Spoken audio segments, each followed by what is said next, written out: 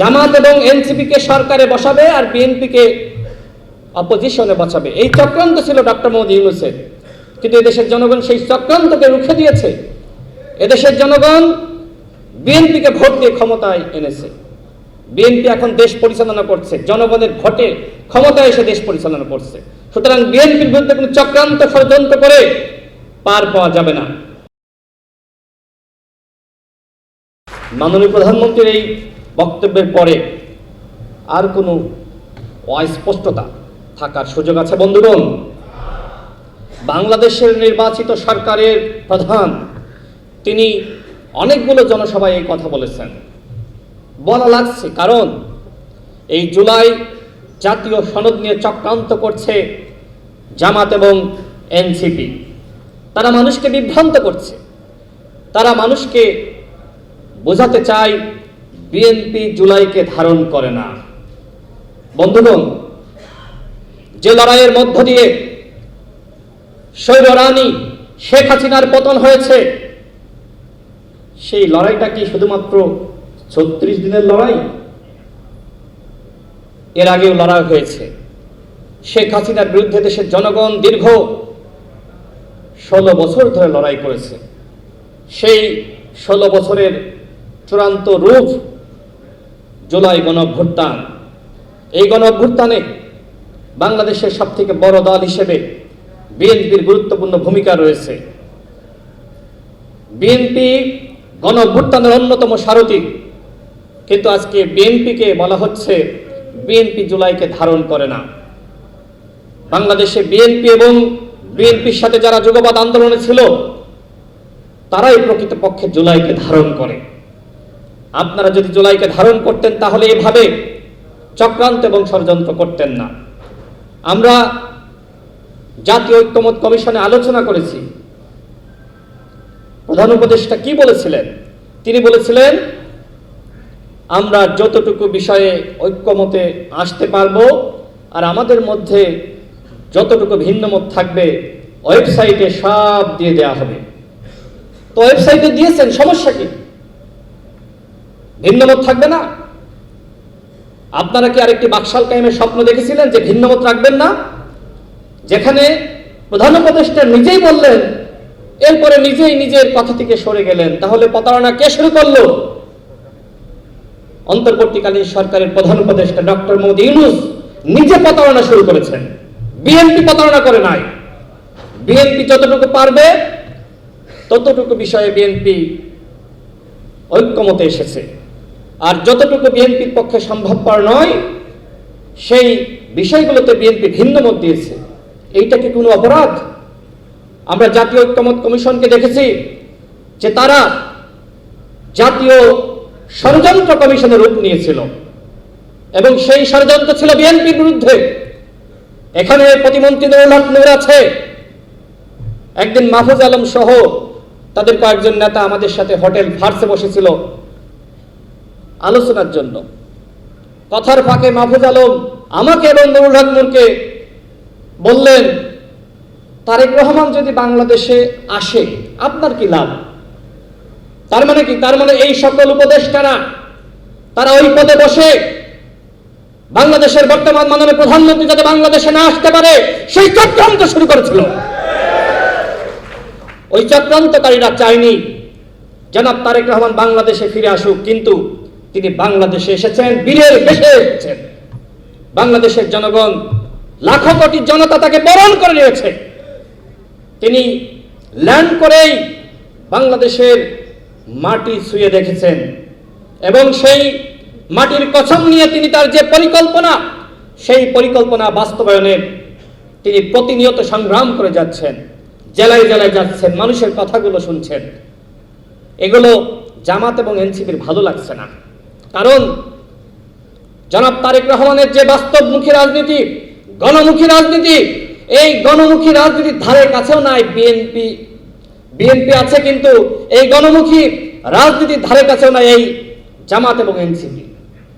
তারা একের পর এক চক্রান্ত করছে। বাংলাদেশে একমাত্র দল হিসেবে বিএনপি গণমুখী রাজনীতি করছে।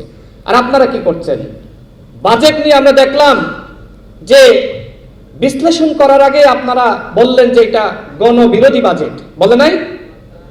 বিশ্লেষণ শেষ করতে পারলেন না, তার আগেই এই ধরনের বক্তব্য, আলোচনা।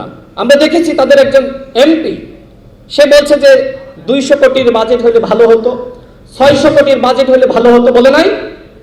এরপরে বলছে 6000 কোটি, 9000 কোটি, মানে বুঝতেছে না আসলে বাজেট নিয়ে তারা কি বলবে আর কি করবে। এইটা হলো জামাত ইসলাম এবং এনসিপির রাজনীতি। আমরা এই রাজনীতিকে প্রত্যাখ্যান করছি। আমরা তাদের প্রতি আহ্বান রাখতে চাই যে ষড়যন্ত্রের রাজনীতি থেকে আপনারা দূরে সরে আসুন। বিএনপির হাতে বাংলাদেশ নিরাপদ। বিএনপির সাথে যারা আন্দোলন করেছে, গণ অধিকার পরিষদ, 12 দলীয় জোট, তাদের হাতেই বাংলাদেশ নিরাপদ। বন্ধুগণ, এখন শুনতে পাচ্ছি যে কিচেন ক্যাবিনেটের গল্প। হ্যাঁ, কিচেন ক্যাবিনেট ছিল এবং সেই কিচেন ক্যাবিনেটের নেতৃত্বে ছিল এনসিপি। অন্তর্বর্তীকালীন সরকার ছিল এনসিপির সরকার। ডক্টর মোহাম্মদ ইউনূস, তিনি এনসিপির পরামর্শ ছাড়া কোনো কাজ করতেন না। তিনি বলেন নাই যে এই তরুণদের অনেকে মন্ত্রী হবে। কিভাবে সম্ভব? যদি একটি দল সরকার গঠন না করে তাহলে মন্ত্রী কেমনে হবে? তার মানে জামাত এবং এনসিপিকে সরকারে বসাবে আর বিএনপিকে অপোজিশনে বসাবে। এই চক্রান্ত ছিল ডক্টর মোহাম্মদ ইউনূসের। কিন্তু এদেশের জনগণ সেই চক্রান্তকে রুখে দিয়েছে। এদেশের জনগণ বিএনপিকে ভোট দিয়ে ক্ষমতায় এনেছে। বিএনপি এখন দেশ পরিচালনা করছে, জনগণের ভোটে ক্ষমতায় এসে দেশ পরিচালনা করছে। সুতরাং বিএনপির বিরুদ্ধে কোনো চক্রান্ত ষড়যন্ত্র করে পার পাওয়া যাবে না। বিএনপির লক্ষ কোটি সমর্থক রয়েছে, বিএনপির হাজারো নেতাকর্মী রয়েছে। এই ষড়যন্ত্র, এই চক্রান্তকে তারা রুখে দেবে ইনশাআল্লাহ। আমি বক্তব্য বাড়াবো না, যেহেতু এখানে আমাদের মাননীয় মন্ত্রী আছেন এবং আমাদের প্রধান আলোচক সহ নেতৃবৃন্দ আছেন, তারা বক্তব্য রাখবেন। আমি সর্বশেষ বলবো, বর্তমানে দেখেন নাই জামাত শিবিরের রাজনীতি?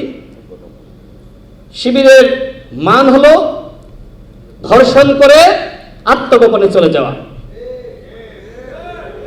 শিবিরের একজন কেন্দ্রীয় নেতা একজন নারীকে বিয়ের প্রলোভনে একের পর এক ধর্ষণ করেছে, তার ভ্রূণ নষ্ট করেছে, এরপরে আত্মগোপনে চলে গেছে। বিয়ে করবে না, এই জন্য বিয়ে করবে না, এবং সে আত্মগোপনে চলে গিয়ে বলছে যে আমাকে গুম করা হয়েছিল। লজ্জা লাগে? ডাক্তার শফিকুর রহমান, বিরোধী দলীয় নেতা, তিনিও বিবৃতি দিয়েছেন। একজন ধর্ষকের পক্ষে ডাক্তার শফিকুর রহমান বিবৃতি দিয়েছেন। আর সরকারকে বলা হয়েছে যে সরকার নাকি গুম শুরু করেছে, শিবির মিছিল করেছে। এই হলো শিবিরের মান। ধর্ষণ করে আত্মগোপনে চলে গিয়ে সরকারকে দোষারোপ করা, গুমের নাটক সাজানো, এইসব করে ভাওতাবাজি করে সরকারকে দোষারোপ করা যাবে না।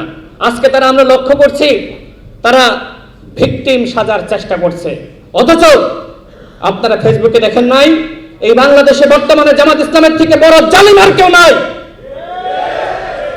তারা এখন কথায় কথায় গালিগালাজ করে, আমাদের বাক স্বাধীনতাকে হরণ করতে চায়, আমাদের বিরুদ্ধে নানান অপপ্রচার। এগুলো কেন করে? যাতে করে আমরা আর বক্তব্য না দিই, চুপ হয়ে যাই। জামাত ইসলাম এবং এনসিপির যে ন্যারেটিভ, সেই ন্যারেটিভের বিরুদ্ধে আমরা যাতে কথা না বলি, এই জন্য তাদের একমাত্র হাতিয়ার হলো গালিগালাজ। জামাত এবং এনসিপি, শিবিরের একমাত্র হাতিয়ার হলো গালিগালাজ করে মানুষকে থামিয়ে দেওয়া। কিন্তু আমরা কি থেমে যাবো বন্ধুগণ? আমাদের স্লোগান সবার আগে বাংলাদেশ, আর ওদের স্লোগান হলো সবার আগে পাকিস্তান। ওরা অখণ্ড পাকিস্তানের স্বপ্ন দেখছে, আর বাংলাদেশের মাননীয় প্রধানমন্ত্রী তিনি স্বপ্ন দেখছেন এই বাংলাদেশকে গঠন করার, রাষ্ট্র পুনর্গঠন করার। সেই রাষ্ট্র পুনর্গঠন করার সারথি হিসেবে আমরা বাংলাদেশি সংগঠন কাজ করতে চাই। আমাদের স্লোগান সবার আগে বাংলাদেশ। এই সবার আগে বাংলাদেশ যারা ধারণ করে, তারা এই ষড়যন্ত্রকারীদেরকে ইনশাআল্লাহ নস্যাৎ করতে পারবেই পারবে।